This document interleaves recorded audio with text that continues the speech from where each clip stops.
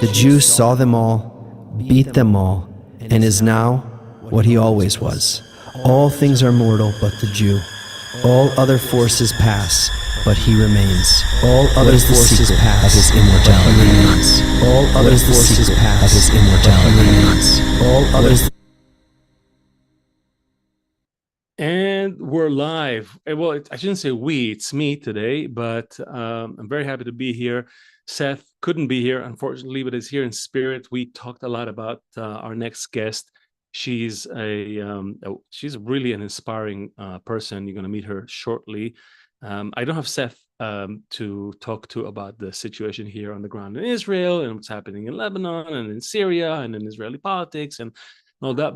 But if you haven't tuned in to our last episode with Gadi Taub, the #1 political podcaster from Israel, please do that because he will help you put things into order. And also the talk before that with Gary Wexler also helped get you a sort of a bird's eye view of the situation with the Jews in America. And I think somehow the solution to our problems lies with this connection between what's happening in Israel, the Jews in Israel, and what's happening with the Jews in the diaspora, mainly in America, but also around the world. As Gary said, how goes Israel goes the rest of us. And I always felt it to be true, maybe because I'm from Israel, but I think our guests are also feeling it. And our guests in Israel are also feeling that whatever's happening here, the level of, let's put it this way, the level of our cohesion does radiate outside to the rest of the world and to the Jews elsewhere. So there's definitely a connection there. We've already demonstrated that connection in the first 22 episodes of the Thejewfunction. And if you're new to the Thejewfunction, I encourage you to go check out those episodes. They're really great. There's a beautiful soundtrack. It really plays like a cinematic mystery novel, and there is a mystery book which we reveal at the end of episode 22.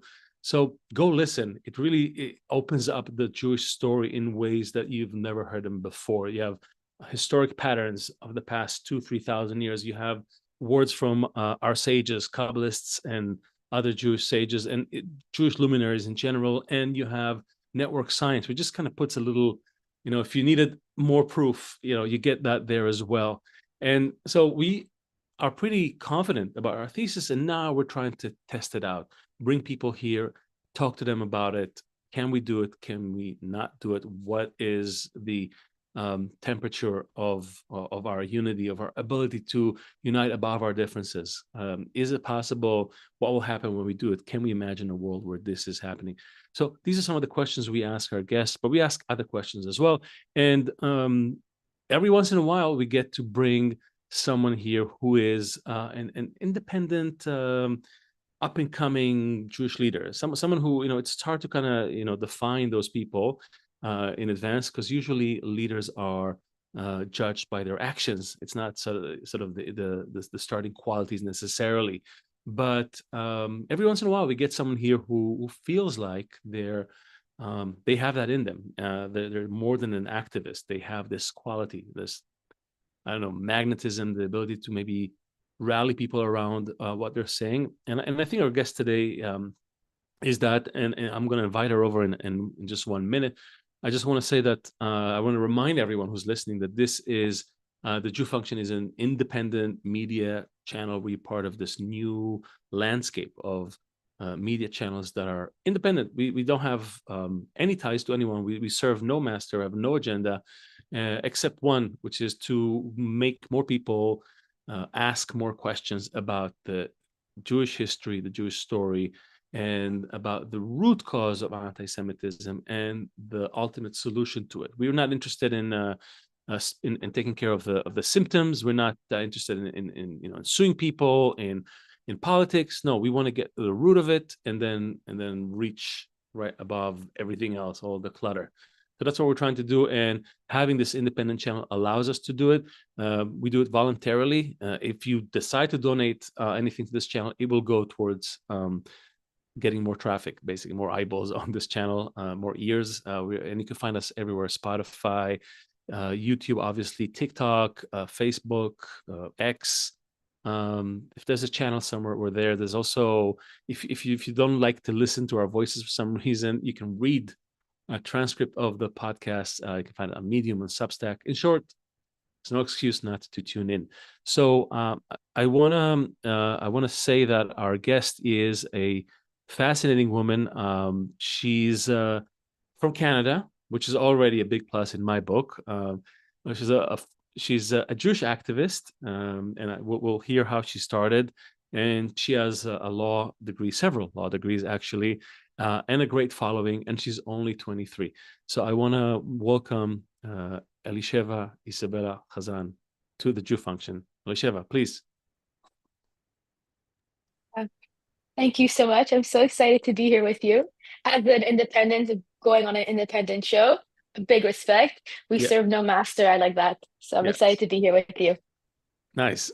So, just right before we started, I told you that it's hard to find information on you.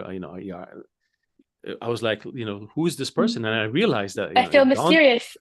Well, no, it dawned on me that you're young, which is great. It's a great plus. I mean, it's okay that to have a young, I'm 50, so there's stuff that I've done, but you're just young, and it's great. And so I'm really curious to know, how did you find your way into Jewish activism? Because it didn't start on the 7th. A lot of our guests recently in the past year, I became an activist reluctantly because of the events of the 7th and all that. But I saw you, I saw videos of you when you were way younger. I didn't check your bat mitzvah videos, but so I was on Masada actually, my bat mitzvah. So. Oh, interesting. Okay, so what? So what drives a young, a young woman today in Canada, to become a Jewish activist? What's the story? Give me a little. What you mentioned before the show is how we have to connect out of unity and out of love. And so I didn't get to say it because we were right about to go live, but that's really where I connected from. I don't have a story of an anti-Semitic moment that happened to me and that sparked me to go and to fight. I always felt so profoundly connected to Israel and to my Jewish identity. I didn't grow up in a super religious house, but I remember my dad, I had this little book when I was a kid. It was the Jewish encyclopedia. And I remember my dad reading me parts of it and thinking, wow, I can't wait to see the Kotel. I'm so fascinated. I really identified with the history of our people. I said, wow, the Maccabees, we are descendants from them. To me, it was so fascinating. And I had so much pride and so much love. So I guess I could say I was always very interested, passionate, and drawn. It was something that was mamash beyond me. And when I was 13 years old, I was blessed to live across the street from a Chabad. And maybe I shouldn't say that now, actually. Not saying which one. Not across the street, nearby a Chabad. And thanks to Rabbi Krasnansky and Dina and Esther Rader, they gave me an opportunity to run their community service programs at 13 years old, to trust a 13-year-old to have ideas, to bring students. And when I was 13, I would do IDF drives. We would do things for Holocaust survivors, have them come in and speak, so share their testimony for the first time. And I was entrusted with this responsibility, but also an opportunity to really do what my soul was aching for. And every week we had about 60 students that would come. And I guess that's where my activism started, but it wasn't really activism to me. It was just being involved as a Jew and being an active Jew. So from then it was always out of love. And I would do events like that from when I was a kid. And then COVID happened, and a lot of the online life a lot of the in-person life that was happening came to an end. I used to work at the Israeli consulate as an intern, and I also used to work with other Jewish organizations.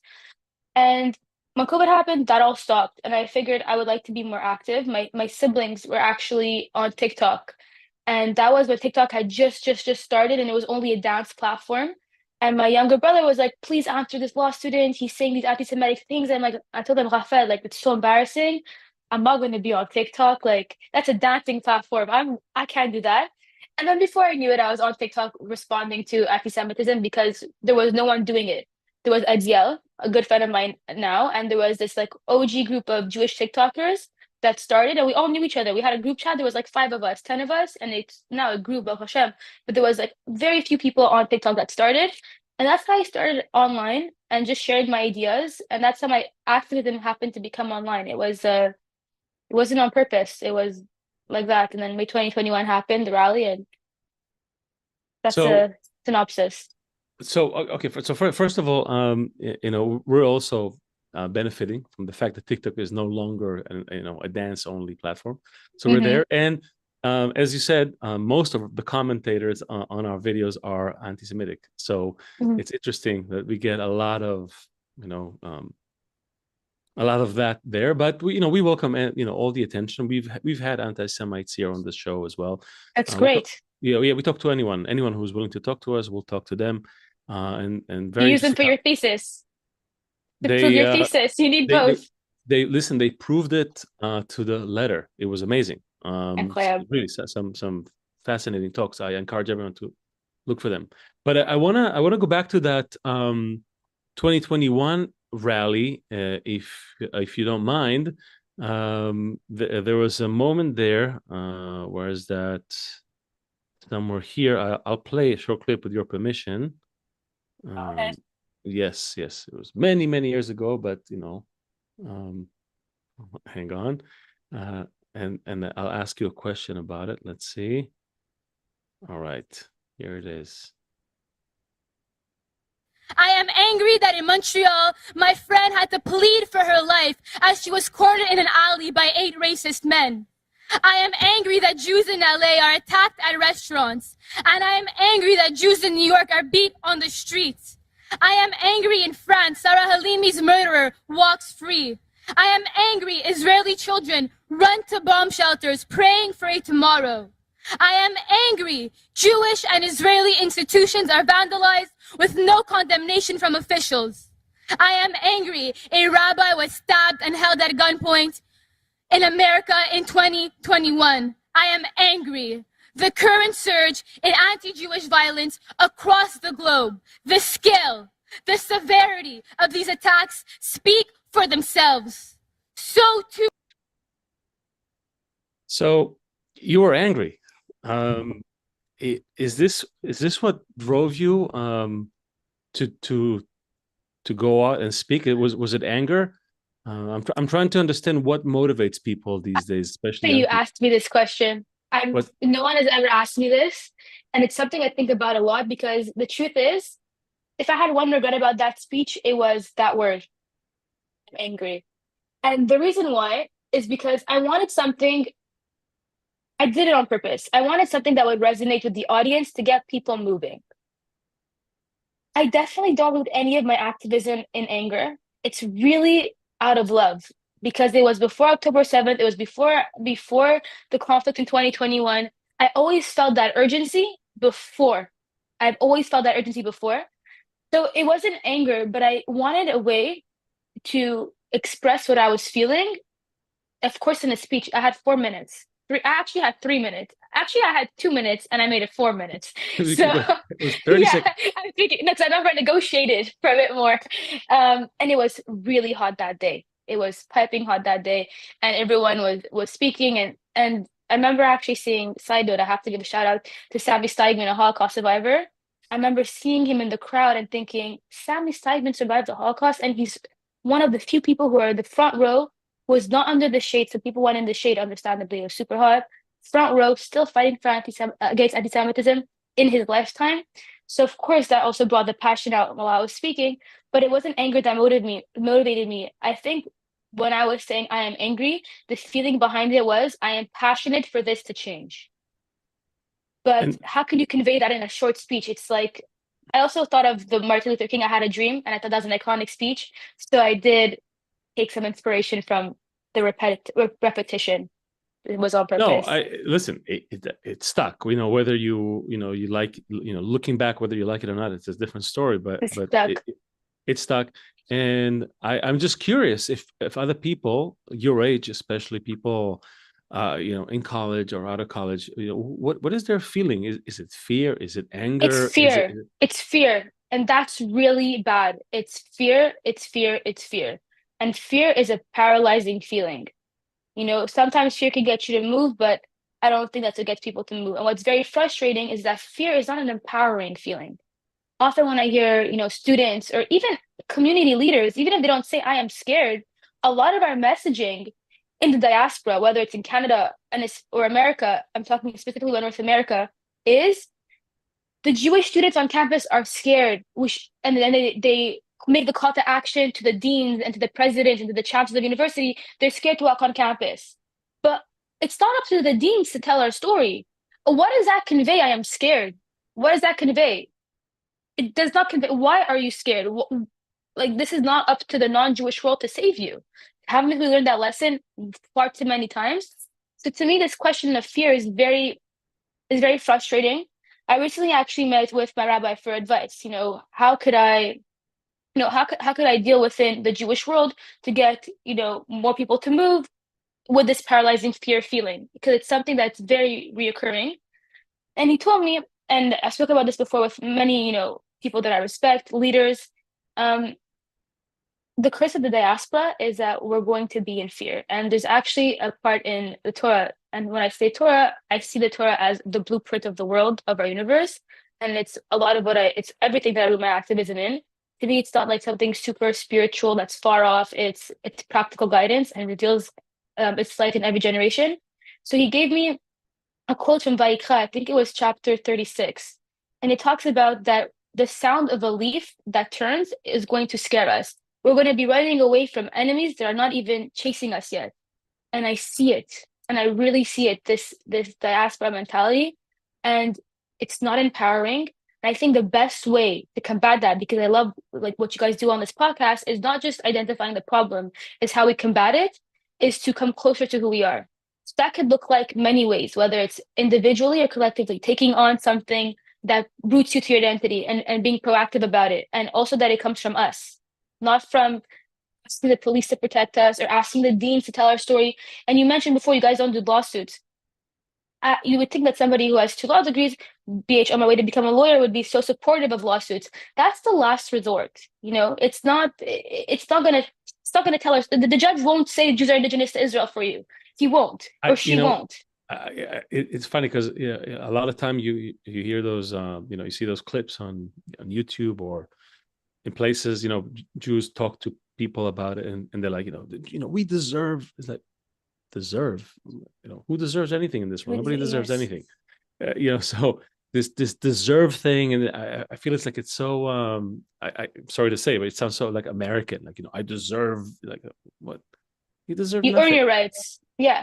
And if you don't fight for your rights, you lose them. And we see that. That and then and that connects to a deeper thing, because it goes back to this fear thing. When you're afraid, then you feel like you have to, you need some external force to come and help you. You feel like you deserve something, you're entitled for something, you need something, right? It's this sensation. The question is, maybe for you, is what is it? If you had to trace it back, where do you think this thing started in the first place, in your mind? I mean, what is the reason for this hate toward Jews, which is now sort of compounded, through many generations who have suffered through it and not really knowing what to do? What is the starting point? What is the trigger in your mind? I'm curious, because maybe it's different things for different people. But maybe if we understood that, it would be easier for us to understand why do we feel that we are afraid, and then we'll also be able to then project into a possible solution. But for now, let's just go back to like when did it start? Was it Hitler? Was it Jesus? Like what's the give us the One thing that I love about being a Jew is that we have this concept of paradoxical thinking. 2 opposite things can be equally true all at once. So this question requires a lot of answers, because it could be a spiritual answer and also a political answer.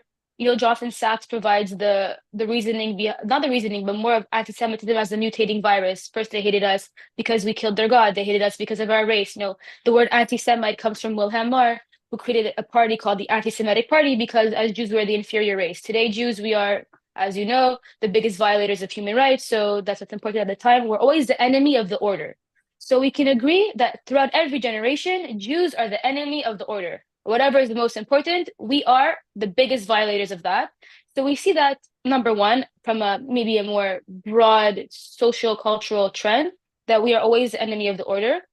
Number two, empirically speaking, we can tell that, so I'm not going to answer the question of why anti-Semitism, of how it happens, but more of how it affects us.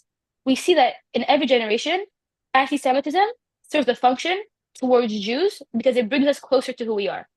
Every time there's anti-Semitism, Jews as a collective come closer to who we are. After October 7th, there was more Jews who returned to Israel than left. And everyone says Israel is a safe haven for the Jewish people. Israel is so safe. But that's not why we have Israel. It's not because Israel is safe. You know, we have Israel because as Jews, we need to be in Israel to fulfill our highest mission as our people, you know, for Israel, for Jerusalem to be a house of learning for all nations. But we have to have Israel in order for us to thrive. That was another question that you were going to ask, but for us to thrive. So I can't answer why it exists, but I could say that empirically speaking, it's a mutating virus and it always has us as the enemy of the order. And secondly, it makes us come closer to who we are. And thirdly, we see that the more Jews assimilate in periods of history, the more we are further from who we are, the higher anti-Semitism is. So there's an interesting relationship there, you know, Very interesting. inversely. Very So that's interesting. directly tied. And so that's my three-part reason. I don't know if I answered. No. I mean, this is great. And in fact, we have an episode on pretty much every one of the things you said. We have an episode called we have an episode called "The People of the Paradox." We talk about that, and we also have an episode about the sort of the first big wave of assimilationists in Spain. We talk about crypto Jews, you know, and how it's kind of actually scares people because they don't know who's a Jew. Yes. You know, have you been a Jew? Have you now ever been a Jew, or in the future going to be a Jew? Right? These questions, because it's something that you really can't shed. That's the thing, because it's an inner quality. That's how we talk about it, at least amongst us. It's not a stamp in your ID card.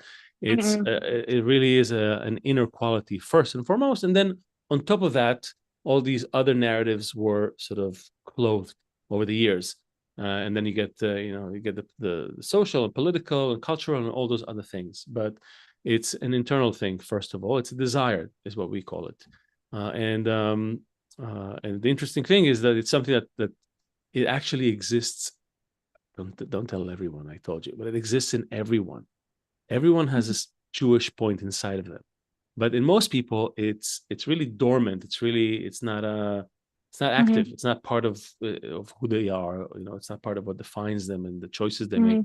But for Jews, it's very active, and it constantly forces us to, you know, we sort of naturally gravitate to it. Provides another pole, right, to the usual, you know, people usually have one pole, which is me, and then the Jewish point in you, the Jew in you, that aims you, or it makes you look at the other. We had a professor here, a guest, David Patterson, fascinating guy from Dallas. I don't know if you heard of him. He's not Jewish, but he converted. He studied the Bible, studied the Talmud, studied everything. He converted to Judaism? Yeah. He's like, I'm a Jew. So he's a brother. He's a brother now. He's Jewish. Exactly. No, and he said the problem is like everything about the Jew, it has to do with the other. That's really what it's, you know, they go to the two brothers, the Cain and Abel, you know, where's your brother? Like, I don't know.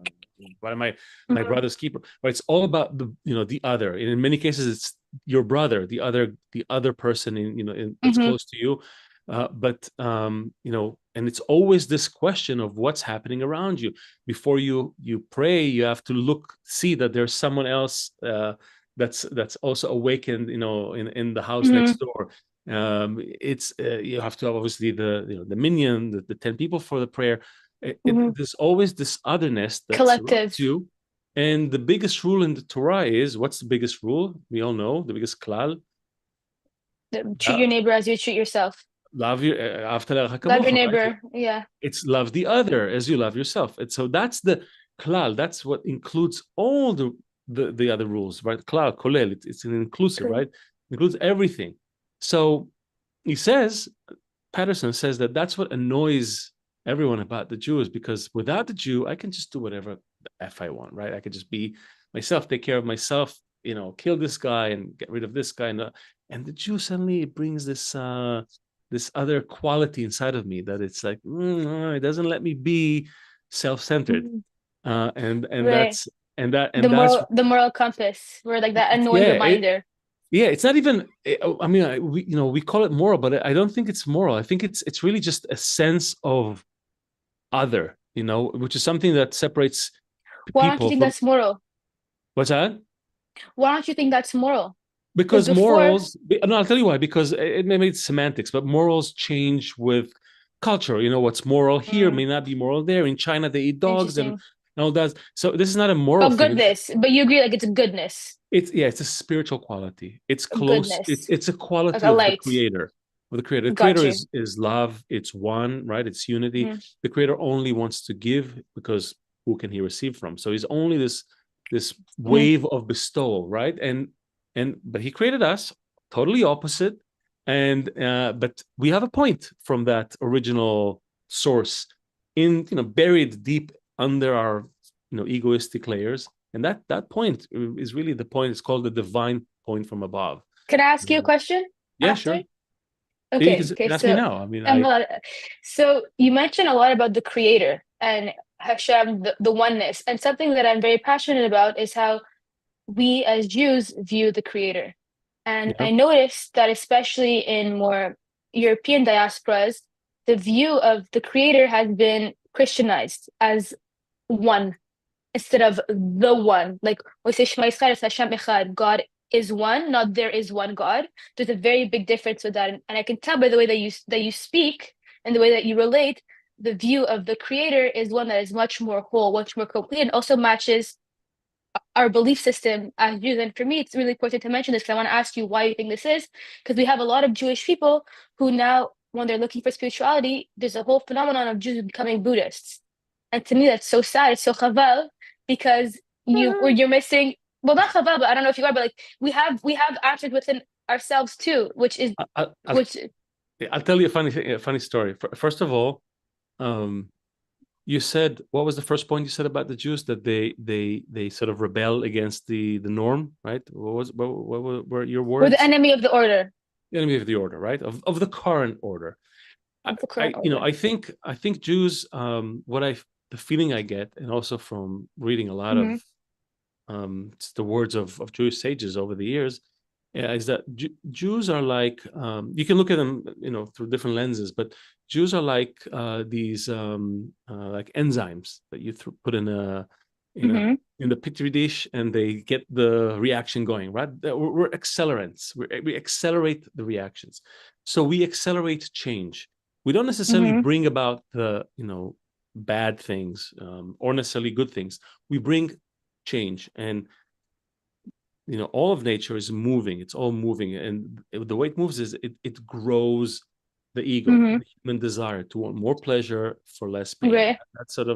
That's our algorithm, and Jews help accelerate that. So whatever phenomena you're going to find in a society that will take it maybe 100 years to manifest in that society, Jews will come and it will happen in a decade. I'm exaggerating, but instead of 1,000 years, it's going to be 100 years. The king of Poland wanted to turn Poland into an industrious, flourishing country. He brought some Jews over, boom, in industry, got trade, stuff happening, commerce, and then he's like, okay, you guys can leave now. Like, wait, we live here. But that's been happening all over the world, and so you find Jews always in those positions, there's like an everywhere you go, there's a hub, there's a nexus where you find the Jew in that position, whether it's financial or communication or culture, it doesn't matter. And so also I'm going full circle to this Buddhist claim you made, because even in Buddhism you find Jews who have very high roles in the Buddhist order. One of the the people who brought spirituality to the West was Mhm. Ramdas, Richard Alpert from New Mhm. York, who flew to the East, met his guru there and brought it to the West. But do you see this as a problem though, or is it a No, I don't see positive this as a thing, or problem. neither? No, Okay. not at all. Everybody plays a role. If you feel more, Right. there's a saying: a person studies where their heart desires. Right. This is where you feel connected. Go for it. I have no problem with someone who studies something that will somehow bring them closer to that higher Higher potential. power. Yes. The question is, Interesting. are we using this quality of ours, this rebelling Mhm. against the norm, against the natural tendency to just kind of Mhm. into ourselves, which is human tendency, and we're constantly like the yeast. We kind of bring it up, we make it rise Mhm. and grow. Are we using it properly in the world today? Are we using it correctly? Mhm. That's a question to you, and it relates to, I think, to the solution to anti-Semitism, but it's a question. And that's the last thing I want to say, and I want to hear you. Mhm. We do see that Jews, we wield unusual amount of power and influence, like it or not. You can say whatever you want. Oh, I'm not saying there's a conspiracy. I'm just saying factually, There's Jews. something special there that we can't deny. Yeah, we're just in those intersections, social networks, entertainment, Hollywood early days, Wall Street early days, social networks early days, everywhere where there's this exchange of ideas, of resources, of something, that you find the Jewish person. They're doing a really, really good job in that position. So I'm asking, do we use that influence correctly? So I try to make sure I understood exactly what you said. You mentioned that, everyone, whatever it is that they're called to, they should use those tools to later bring light to the creator, correct? It's more Yeah. important, it's less important, the source, more important that you use the tools to do good. Yes. Okay, so that's exactly where I think the issue lies sometimes, is that it matters what source we get it from, the pool, because we have Jews who are leaders in various industries, as you mentioned. Hollywood, you have Karl Marx, you have Freud, you have so many influential Jewish people who have started so many revolutions. But now that we have Israel, we return back home, we have to connect to the source if we want to really liberate ourselves. I agree. That's really where I see it. It's more like a lot of people say like the term Judeo-Christian values or like Western values. And something that really bothers me is not Western values. It's that when we fight for Israel, or when I say fight for Israel, I mean achieving our liberation as a collective people who come from Israel, forget the government, as Hebrews, as Israelites, we often say we are on the forefront for defending Western civilization. Right. No. We are a Hebrew civilization. We need to defend our civilization. We are not Western. And oftentimes, like you mentioned, you alluded to it, like the person who brought in, I think it was Buddhist ideals to America. He was Jewish. Yeah. He brought that in. So oftentimes we see this this like mixture of like Jewish values that are collaborated with other values, which is not necessarily a negative, but when it comes to how we lead ourselves, I think that could be a bit difficult. So the reason I say this is because a lot of people say that Western values are based on Jewish values, which is true. When I was studying law, a lot of the common laws and principles are based on Jewish values, on the Torah, on the Talmud, even the Napoleon Code, which is then based on the Civil Code, which is we have here in Quebec. So there's a copy. So sometimes I find ourselves copying the copy of the copy, and we need to come back to the source. So that's really where I see it when it comes to how to tap into it. And doesn't mean become more religious or not. That's actually why I started the movement called Decolonized Judean. Because decolonizing is to undo, to unprogram a non-Jewish worldview. It doesn't mean that we have to reject everything that's not Jewish. It just means that we have to choose if this aligns with us or not. So, for example, the holiday of Mimuna is a holiday that is specifically Jewish, but that was developed in the diaspora. It's after Passover. Moroccan Jews couldn't go to each other's houses because everyone had different kosher, dietary Passover traditions. So at the end, everyone would come together and say, it's okay, we're good. Yeah, your house, my house, and everybody would eat each other's houses. We shouldn't lose this holiday because it Are you talking developed in about the Morocco. the Mimuna after the? Mimuna, yeah, Yeah, I exactly, heard it. Mimuna. I heard it was a way to take, because everybody had the little beefs with each other. So the head of Yes, the synagogue would go to one house, and then they go together to the next house, and then together they yeah, go to the next house, yeah. and So everybody would do house hopping. That's yeah. what we call it, Mimuna. So because this developed in Morocco, in the diaspora, in a non-Jewish environment, doesn't mean we have to take away that tradition. It means that we should still keep it. So I think when we decolonize and we look into ourselves, we should choose what works for us and what doesn't. So when we're talking about how we can achieve our liberation, or how we can move to the next stage, it's important that we do an assessment. How do we view our creator? Is it the one, or the concept of oneness? That we all have a shared collective soul, and that we each have that spark of light, and when we work together, that light comes stronger, and it connects to the source, it connects to us, to each other. So there's a lot of critical questions that we need to ask each other. And I think that, Zionism in part has succeeded, but and I think the best way to exemplify this is when we look at the War of 48. So we view it as a Jewish world as a success, right? The War of Independence, the mainstream I narrative. would say it's still going on, but fine. Let's Right. say The mainstream thought. What's What that? would you say the mainstream Jewish thought is that we won the War of Independence? Yeah, of course. So I think that the reason why we say that is because we survived. But how could we win this war with Zionism without Zion, without Jerusalem? We didn't. This was not a win. We still didn't have Jerusalem. How did Zionism succeed if we didn't have Zion? So a lot of the times we've been settling for surviving instead of us thriving. So I think there needs to be, when I say decolonize your mind, like a shift in mentality that brings us closer to who we are, as in how we operate, and also what our standards are. So I think that's like the next phase. Is like we have to start thinking what did it look like. And before October 7th, we saw these very fierce debates in Israeli society that we're getting there. What do we want our society to look like? That's what that was about. It was not about the courts, in my opinion. It was about what is it going to look like. It wasn't really a debate as much as it was a small minority trying to impose a lot of, sort of throw its fears on the rest of the country, and that created this uproar, which I really feel created the conditions for October 7th. So depending on which side you're on, both sides would think that you're on either side based on that comment. You know that. Listen, I first of all, I have no problem because like I said, I'm not really a political person, so I can neither. Look fairly objectively at things and look at the facts. And the facts were that, a small minority, very influential minority, was resisting the demographic change in Israel. That's sort of the basic of it. And in order to secure their power position, they wanted to maintain control of the courts and the way they were doing business, and people in power positions in the military and other places.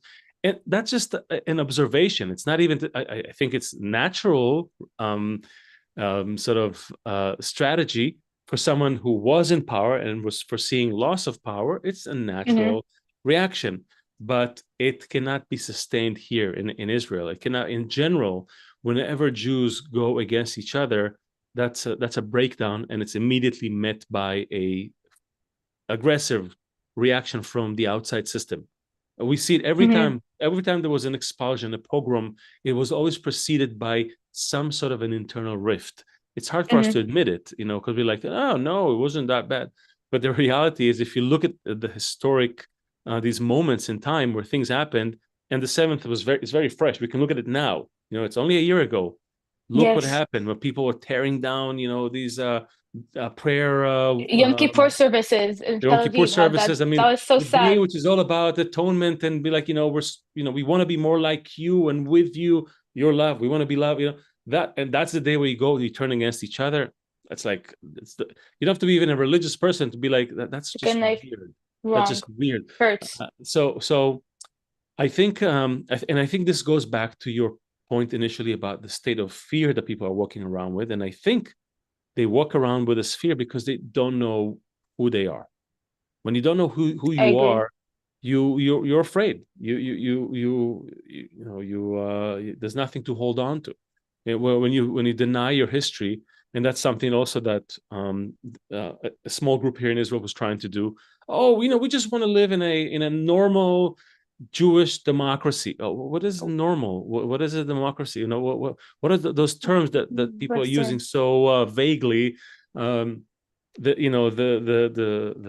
Declaration of Independence doesn't even mention the word the word democracy. So it's it's very easy to use words, to just throw words to kind of convolute the issues. But the reality is that this is a group who's trying to resist the concept of a Jewish state, that's founded on Jewish ideas and ideals and the shared Jewish history, and that's a dangerous thing. And so, to me, it's pretty clear. I wonder if for people who see it from where you are, in Canada, in the diaspora, is it clear? Do the Jews over there know who they are, what they're about? That's my question, I guess, and not just Canada. Canada, U.S. What's the story? My feeling is that a lot of people have no clue, and they may equate Judaism with the Jewish religion, and that's it. Or maybe they're not even that. They're not even willing to go there. So I'm wondering, what do people think Jewishness is all about? It's interesting. Of course, many people think different things, but when you're in Israel right now, you're speaking as a liberated Jew. An Israeli is a liberated Jew. That's how I see it. That's why I'm making Aliyah, because I'm going to join, the next stage of Jewish history. I want to be a part of it. I don't want to just watch. I want to be a part of it. Making Aliyah is a historical act of justice to my people. I think a lot of people here, it varies from different degrees. You have some who are comfortable, who live with a certain degree of privilege, and they see Israel as, if it doesn't work out, I'm going to go there, worst case. And I think what happened on October 7th was a pivotal moment, because we saw, wow, that happened in Israel, a pogrom in Israel, genocide. And I say genocide, and I mean it, because there was an intention to eradicate a people. So an act of genocide in Israel, this, I think, within the diaspora, woke something up. But I still believe that amongst many, there is a superficial sense of identity. And the reason I say this is specifically because I'm a product of Jewish day school. I'm grateful for my education. I did much of the living. I am an active Jew. I've been an active Jew in the community. But a lot of the times what I've noticed is that the way that the Jewish community in the diaspora relates to Israel is as our safe haven. And that's why there was an issue with October 7th. It put a lot of things into question. And the reason it's an issue and relate to Israel as our safe haven is because it's a superficial sense of identity. We don't have Israel because it's our safe haven. Because if not, we could have any other piece of land in the world that could be safe for us. If that were the case, then you know what? If New York is doing relatively well, if Montreal is relatively safe, then why do we need Israel as a safe haven? A lot of people advance that argument, and I think it's absurd. Because how does that even address the fact that we're not colonizers to the land that we are from? What does that do? And also, it's interesting because even though they say it on an emotional and spiritual level, I don't think they mean it. Because if it was a safe haven, why would it bother you so much if people talk about Israel? What is this disconnection? Why do you kiss the ground when you walk into the land? Because it's safe? When there's periods of history that were safe in different parts of the world, did we kiss the ground? No, we didn't. We're tied to it. So I think that there's many layers for many different people, but I think that a lot of Jews in the diaspora are starting to wake up. I want to answer it from a positive perspective, that they're starting to wake up and starting to understand that Israel is more than just a safe haven, and that we need Israel to achieve our next phase of liberation. And also, no matter how hard they try, you cannot separate us from Israel. When I say that, I don't mean the Israeli government. I mean us as a collective. And even though, it's Israeli government who's in charge of the war and making decisions, what is perceived to the entire world, and it's abundantly clear, is that whatever happens in Israel is a reflection on Jews. And we often say that, it's not right for you to blame the actions of a government on a people. That's anti-Semitism. Okay, sure. But as a larger perspective, we identify with the land. We identify with Israelis, other brothers and sisters. We are collective. So it is not that unreasonable for us to be seen as one with Israelis and with the land. And I think that now Jews are starting to understand more and more how, one, tied we are to Israel, the land and the people, and two, that there's something much more there than Israel just being a safe haven, and that we need to invest our energy in advancing it. But unfortunately, I think, there needs to be more efforts in understanding who we are. Well, so we'll get to that in a second, but the question is, do you feel that the change is substantial enough? I mean, even in the last election, even when you see when you see the way again, not speaking politically, just factually, when you see the way the Democratic Party in the US has been treating Israel, there was just now I just saw, I'm sorry, it's like it's a little in parentheses, but there was a picture of Biden walking out with this book about, I know. Did you see that? Palestine. I have that book. I actually have that book in my library, and the reason I have that book is to combat the ideas in that book. It says the New York Post says like the final insult that Biden has walked out with this book on 100 years of Palestine. It's like 100 years Palestine. I think it's by Rashid. I have that book in my library. I know exactly what book that is. The blue one. I know exactly. Yeah. Hold on. It says The 100 Years of War on Palestine by Rashid Khalidi. Yes. Rashid Khalidi. Yeah, I know. Right. So that's a book. So I mean, that book is only libels. I've read half of it. It's only libelous. Exactly. So and why again, publicly walk with it? Why publicly walk with it? To me, it's just like whatever. Maybe he's just too senile to realize what's going on. But the point is not that. The point is, again, I don't buy. Politicians are crooked people. Doesn't matter. Even the best of them. So I look at actions. We have a saying in Hebrew: "From your actions we shall know you." Right? Why? Because can you say it in Hebrew? Okay. And it speaks of the creator, actually, not of another person. But you can also project it to other people, because you don't know what intentions people have. You don't, and they can say the nicest words, and people know how to spin words all everywhere. But it's your actions eventually. Do you support or do you not support? Do you pay our enemies, or do you give money to support us? It's those simple things. But still, even with all of that, a lot of Jews still, stayed in their political positions. A lot of Jews openly object to Israeli policies and to Jewish, and I feel like they're doing it again out of fear, out of like, oh no, this doesn't represent me. I'm saying the opposite. But that it's exactly the issue.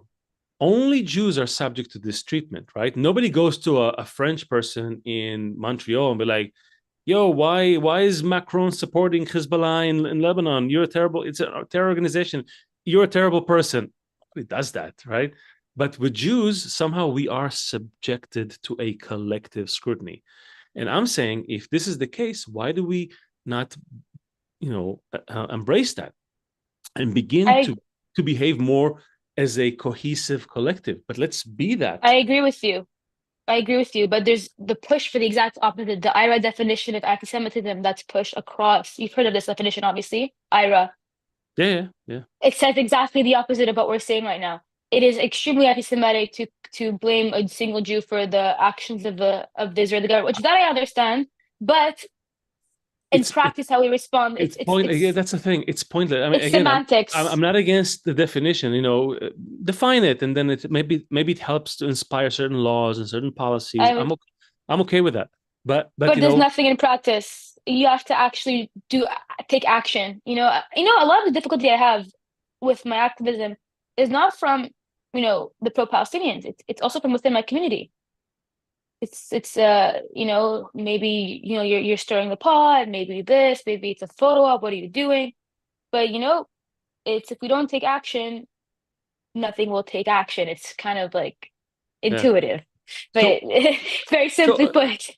So what we won't have time to get into like you hate self-hatred of Jews and all that the rest of it. But I'm curious to know, what are you doing in your day-to-day? I see that you're out there, you're speaking to people. You just had this interview with the son of Hamas guy. It was amazing. I don't even know how you got to him, but good for you. Cool. He's spending a lot of time in Canada, right? These days. He's doing a tour. He's really good. He's really strong. Okay, so you just met him on the McGill's on campus? I was invited to help moderate the conversation. I had no responsibility in the planning of this event. Amazing. I was invited to see, I told you, you're a natural leader. You've been invited to. Nobody invites us to do anything. No, but we're going to work together because I really like your philosophy. Well, first of all, it's not mine. Number one. Number two, it's not a philosophy. General. It's a practical way of life.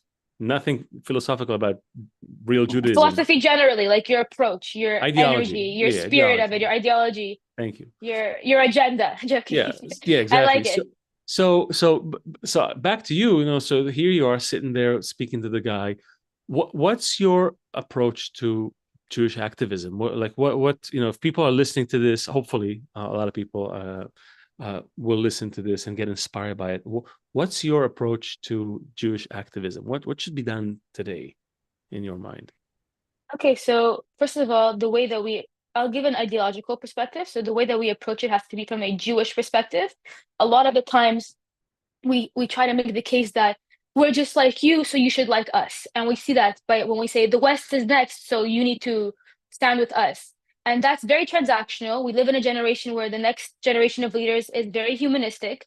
And that's not a message that resonates with young people. You should help us because we're protecting you.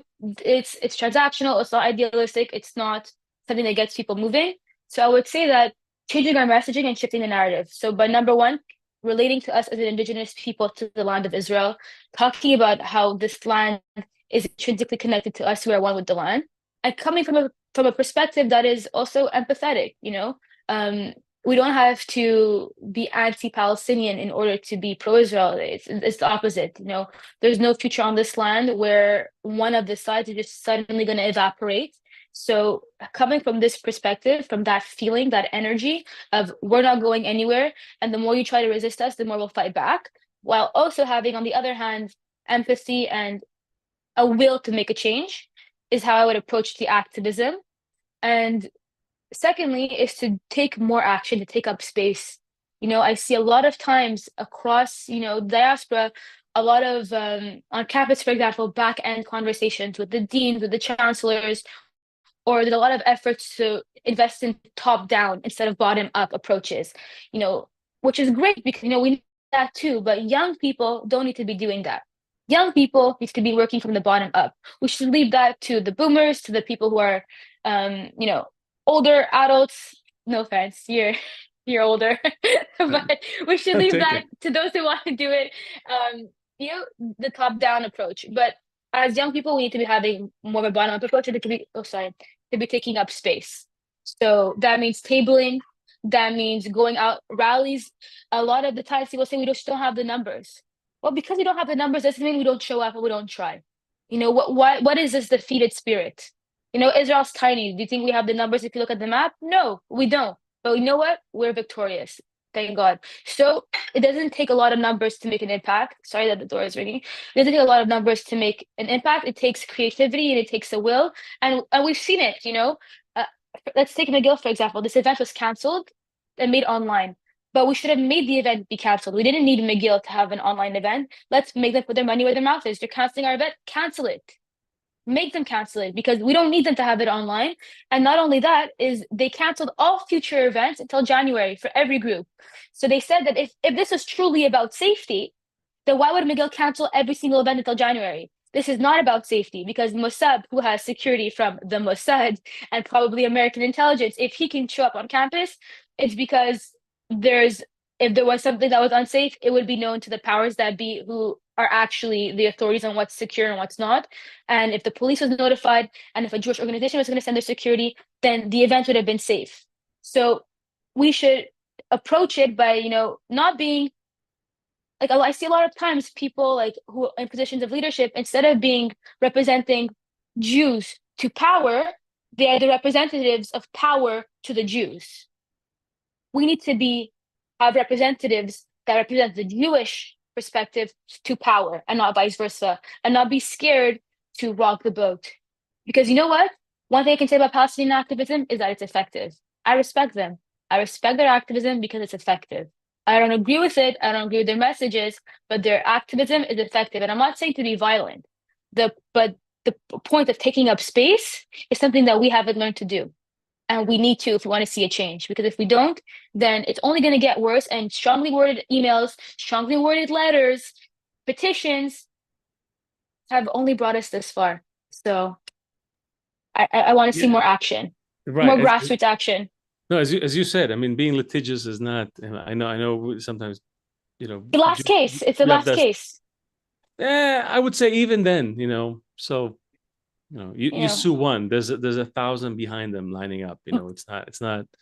I know we're off for time, but before, I want to say one thing about the court cases. One, because we've been, shading them a bit. One person that has done incredible work with that is Ysabella Leitner with Shurat Adin. She has impact in her court cases because she sues terror. She stops the money, and that has actual impact. So that's one way that the law, specifically with her, is very powerful. So, from that way. Yeah, no. But I'm saying, but from an individual point of sharing our story and shifting the culture, no, it's not going to shift the culture. A lawsuit. So, to me, this is everything you said is great. You said it better than I could have said it about the moving from below up and taking up space. What I'm interested in, once we take that space, what do we fill it with?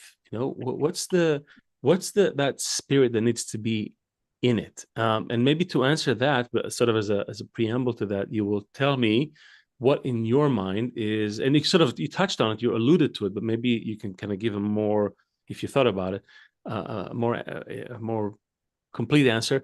We often ask people here on the show, if an alien came down and asked you, what's this group, this tiny group of people everybody looks at and they draw so much influence, what are they? And you said Jews, and be like, okay, what is a Jew?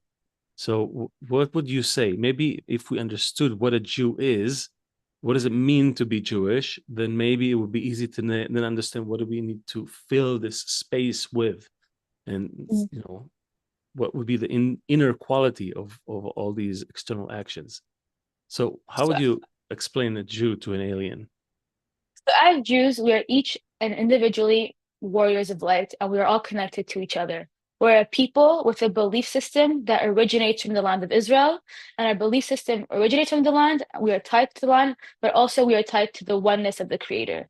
And our goal in this world as Jews is to bring light, to be Or LaGoyim, and to also, for now, come back home, which is Zionism in part has succeeded.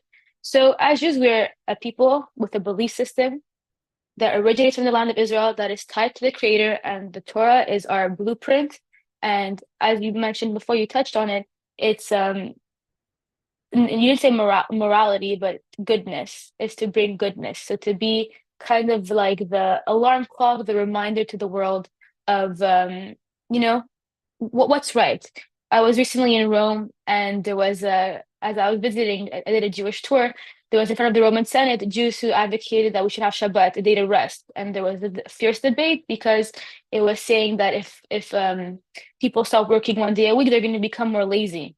This is not true. We have the concept of rest. So from a bigger perspective, our role is to bring justice into the world and to be these warriors of light.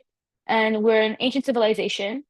It's a tough question. So we're an ancient civilization, many warriors of light to bring light into the world, and we're tied to the land, and we have to achieve this mission. And when we don't achieve this mission and we're not connected to each other, then we see problems in the world.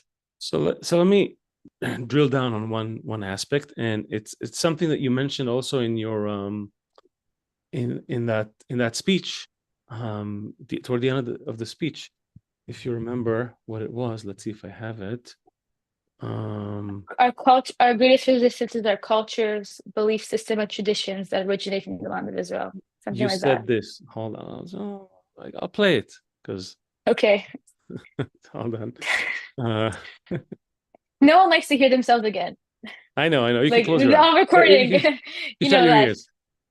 The most powerful Jewish resistance is to be proud of our ancient traditions, culture, and peoplehood originating from the land of Israel. Our earned Jewish identity and love for Israel is forever embedded in our souls, because Israel's right to exist is the Jewish right to exist. Last month, my star was nearly ripped off my neck, but I refused to take it off. I refuse to cower in fear. I stand before you as a proud Jew. Wear your Magen David with pride today and always. Our strength is in our unity. And I didn't say yet, but I am angry that Sami Steinman is here today, a Holocaust survivor, having to once again stand up against Jew hatred. Our strength is in our unity. Am Israel Chai. So, Our strength is in our unity. So yeah, you said yourself, our strength is in our unity. So the question is, and it's beautiful. I mean, it was heartfelt. The question is, why is it so hard for us to unite? Or maybe you don't even have to get into that. Maybe you can get into, how do we do a better job at uniting? Because my feeling is, and what I'm seeing is, usually the people we speak to, they sort of fall into two camps, as is always the case. There's always two camps. But in the sense of like this, light to the nation, some say, oh, forget about that. This is, just, it's a terrible idea. It makes us sound superior. People don't like it. No light, we're just like everyone else, which I think is bullshit. I think you don't, just read a little bit of our history and the words of our sages, and you'll see that no, you do have a role in it. Everything has a role in nature. Every element in nature has a role in nature, and you happen to have that role. You don't like it because it implies responsibility. Fine, but don't say there's no role. So okay, so we'll put this camp aside. But the other camp says light to the nation. We got to be light, pride and light, and and you said proud and all that. But what is this light? What is this light? And I think the last thing you said is this light. Unity. When you can show that different people can somehow show love to each other, have this relationship, almost like in a family. Even if you're not a family, but we have that. You come to Israel and you feel everybody's sort of like an acquaintance, even though they're not. But right. But it's like that. So I think the best way to come about unity is to have unity and not conformity. My friend Inan often says that line, and it's very deep because, when our temple was destroyed because of sinat chinam, because of baseless hatred, it was actually a time where many Jews in Judea, in Israel, were studying Torah, were very avid Torah learners. And I remember learning that and thinking, wow, in a time where people were studying Torah, were connected, and were studying very, very, with purpose, how could we have such baseless, hate? Because I used to always think, the best way to combat this is to understand who we are and become closer to who we are. But now that we understand who we are, and you have people who are connected, studying Torah, this is what should unite us all. That's when we lost our temple, even with that. So it got me thinking, and I don't have all the answers, but it's to accept each other's, it sounds a bit cheesy, but to accept each other like differences, to be united, but it doesn't mean unity has to be the same. Unity is not uniformity. So to, first of all, approach unity from that standpoint, because there could be a misunderstanding when we talk about unity that we all have to be the same. To be united is not to be the same at all. So to, number one, understand that, and also to unite out of love and not out of anti-Semitism all the time. So examples that I've thought of before of how we seen Jewish unity out of love. We see it at weddings, at bar mitzvahs, at simchas, holidays. I've thought of more, I've tried to think of more to spark that in the day-to-day, but maybe it's through doing chesed. I think it's on an individual level, the way you are first and foremost towards your fellow Jew. As Jews, we're all responsible for each other. So I think it starts, I can give talks wherever it is. I can go give talks. I just came back from Norway. I can go give talks anywhere. But something I always try to challenge myself is, do I have a fight with another person right now? Are my, affairs in check? Because that is actually one of the most effective ways to bring about Geulah, to bring about our liberation, is to have peace amongst ourselves. And so I would say to everyone watching, is there someone you have a fight with right now? Is there a Jewish person who you disagree with? Is there something that, is not right? And to rectify that. I had a fight with a disagreement, it's funny I'm saying this, with my sister-in-law. And I'll say I had a lot of pride. I didn't want to go first. And every day when I would read not every day, but when I would read the Chet HaMazon, there was a line that says, Tasdu shalom benenu, have peace amongst ourselves. Before, when I used to read this line, I used to always think about the state of Israel. Always, that Israelis, may we amongst ourselves have peace between ourselves. And then when I was reading, I'm like, whoa, there's someone really close to me who I don't have peace with right now. So I'm actually going to pray with the intention of to have peace with someone that I'm very close to. And it's funny because we do the Hazan after we eat bread, and the concept of breaking bread is very significant. Later on, I actually went to her house, and and she made a fire sourdough.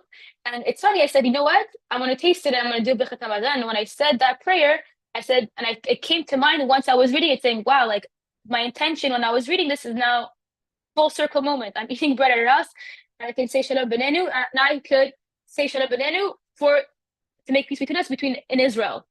So I think before we think of the collective, it's very important to think of the individual. So now when I say it, thank God I don't have problems with someone that I know, but hopefully I won't have to do that again. But to create unity amongst ourselves, and that starts in our inner circles. Wow, you summed it up better than I could. So and you had a story in it. So I actually never shared that story. I'm like, should I share this? And is she gonna be upset? But yeah.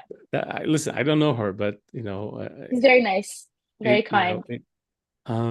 There's a saying also that peace comes after a quarrel is better than peace that comes without quarrel.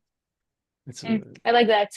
Of course, because that's the thing, we're afraid of confrontation, especially in America.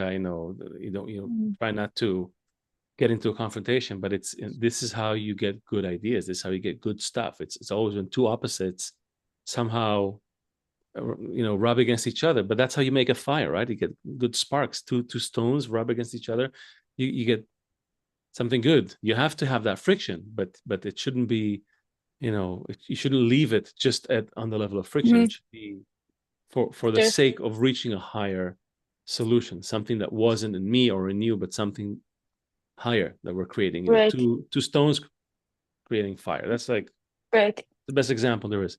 And it's an example. Now we have to wrap it up.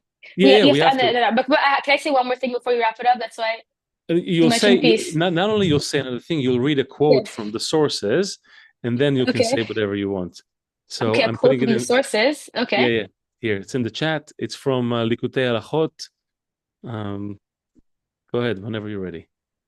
So love your neighbor as yourself is a great rule of the Torah to include in unity and peace, which is the essence of vitality, persistence, and correction of the whole of creation. By people of differing opinions emerging together with love, unity, and peace. That's beautiful. I didn't even know the full quote, and I kind of referenced it with the differences. There you go. Beautiful. So in conclusion, Elisheva. In conclusion, but before we go to the conclusion, because we're talking about peace, and now there's a lot of talks, and I'm not going to open this whole can of worms now. I know you're going to kill me. Your show has to be an hour. The idea No, by the way, I have time. I have another 5 minutes, but we'll have you again. I'm sure we'll have you over again, right? I mean, that's. I would love to.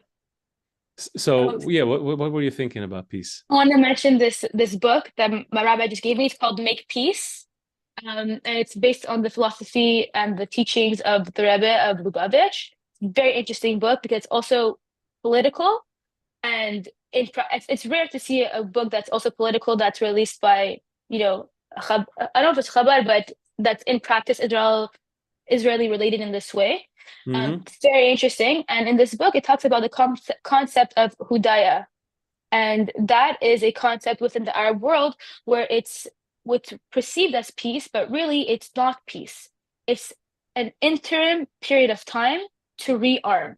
And we see Yasser Arafat when he was at the Oslo Accords, but what he said to the Arab world was, this is just a hudaya. It's based on the treaty. Oh, wait, you mean Hudna? Hudna, sorry. The Hudna.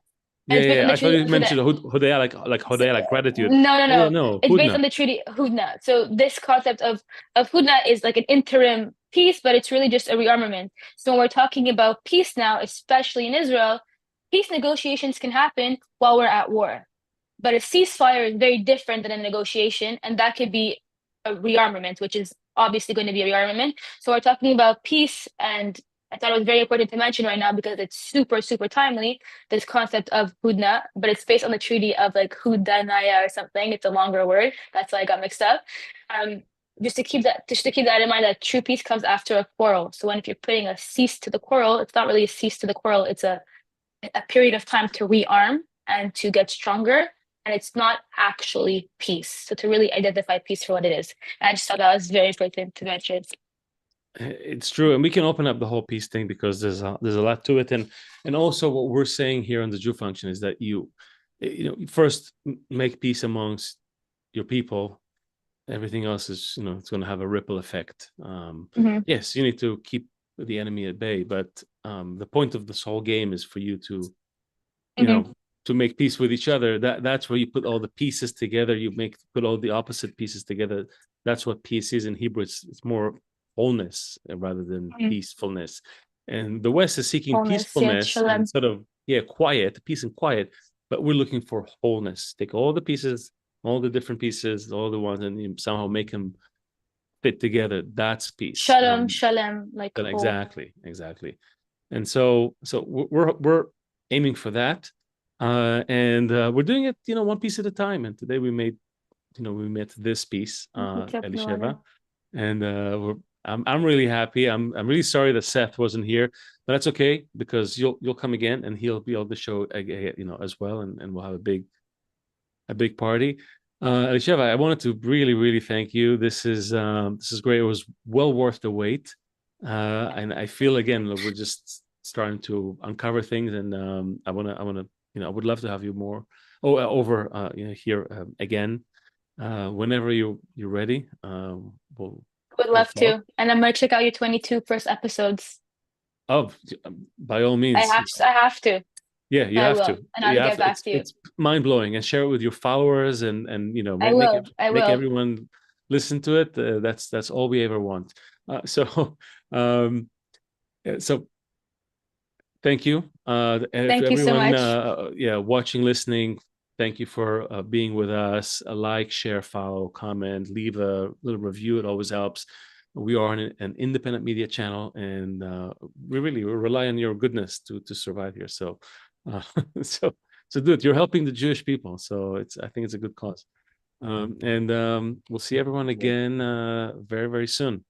Elisheva, have a beautiful day. Thank you. Have a good day, Shavua Tov. All the best to you. The best.